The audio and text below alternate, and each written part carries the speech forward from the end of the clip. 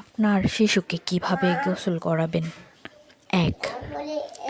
0 থেকে 9 মাস পর্যন্ত কুসুম গরম পানিতে গোসল করাবেন, যে কোনো ওয়েদারে। ২. গ্রীষ্মকাল হলে বা গরম আবহাওয়া 10 মাসের পর থেকে নর্মাল পানিতে গোসল করানোর অভ্যাস শুরু করতে পারেন, সেটাও বাচ্চার উপর ডিপেন্ড করে। ৩ নাম্বার, শীতকালে বা ঠান্ডা আবহাওয়া শিশুদের সবসময় কুসুম গরম পানিতে গোসল করাবেন। ৪ নাম্বার, গোসলের সময় আগে পা ভেজাবেন, পা থেকে আস্তে আস্তে উপর দিকে ভেজাবেন।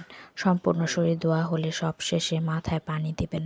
মাথায় পানি দেওয়ার পর বাচ্চাকে বেশিক্ষণ গোসল করাবেন না। মনে রাখবেন, মাথায় পানি দেওয়া মানেই গোসল শেষ। ৫ নাম্বার, ঠান্ডা আবহাওয়া বাচ্চাকে কখনোই বাইরে বাতাসের মধ্যে গোসল করাবেন না। গোসলের পর খালি গায়ে রোদ আছে ভেবে বাতাসে বসিয়ে রাখবেন না, কারণ আপনার শরীর আর একটা বাচ্চার শরীর এক নয়।